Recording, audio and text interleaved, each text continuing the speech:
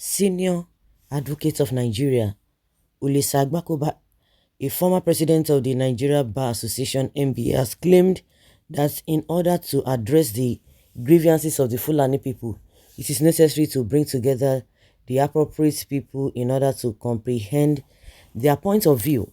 He emphasized that the Fulani people's struggle is not with the constitution per se, but rather with feeling left out. The author attributed the inception of the constitution to Abdul Salami, the enactor of Decree number 24, noting that the people who possess Nigeria exhibit a feeling of alienation. The speaker named the problems as the faulty procedure, the lack of credibility, and the ownership dilemma. He proposed that the fundamental issue is the exclusion of pertinent groups from the decision-making process. He suggested that speaking with these organizations and getting their approval could help, stressing the value of an approved and inclusive process as opposed to the presidents and other national stakeholders passing laws in Abuja through exclusive means. In an interview with Arise, he stated, "You might find out that when you put the right people in the right place, the Fulani people are not against the constitution. Rather, their issue is with being left out. As you can recall, Abdul Salami was the one who used the decree number 24 to establish this constitution. Nigeria, as led by its owners, is expressing that it feels left out. Three issues need to be addressed: ownership, legitimacy, and procedure. The relevant group's exclusion is the problem here. I'm sure the pertinent parties will have some things to say if they are consulted and approved of the process. However, the issue arises when a bill is approved in Abuja, a caucus is held, and everyone is left out." Wow. Agbakoba has become the spokesperson for the Fulanis. This man has been making some statements that a lot of people are concerned. So you talk about those who are excluded. So it is the Fulanis that are excluded. The people that the whole world knows that have been excluded. This man is not talking about now. He's talking about the Fulanis, and the Fulanis have been in power for God knows when. And this man is coming to tell us what a lot of Nigerians are shocked about, or they are surprised about. Hey, what? It pays to be brainless. I believe Mr. Agbakoba does not even have tangible things to say, but just want to speak. What is he saying here is senseless and baseless.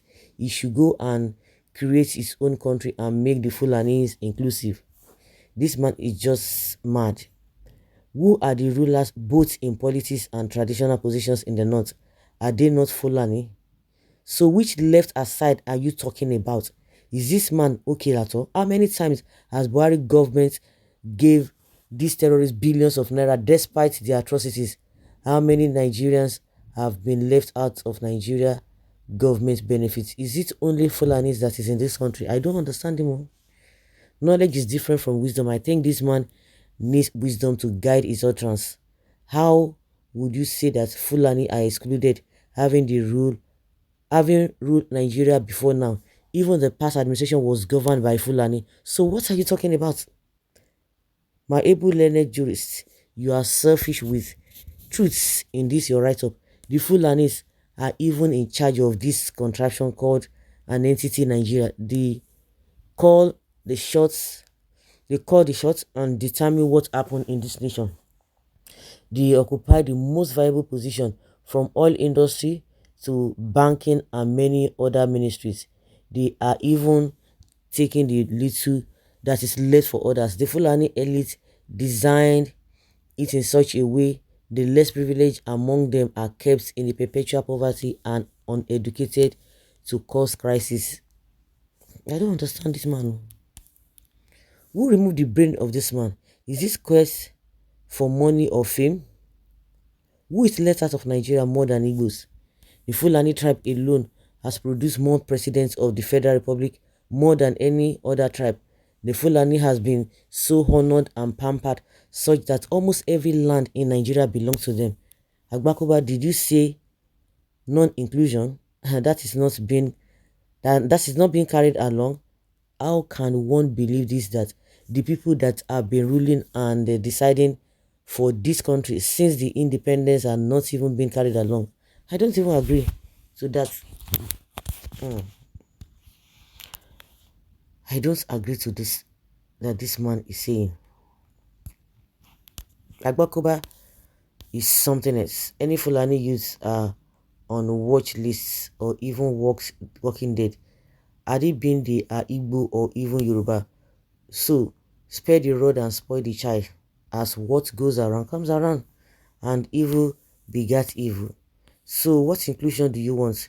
We have lived together for centuries, except the hidden agenda is what they are now executing by claiming they were by their predecessor. The land of Nigeria belonged to them, and they are born to rule until they kill everyone and take over our land. Then that is the inclusion, and they ruled for 8 years. Which inclusion do they need?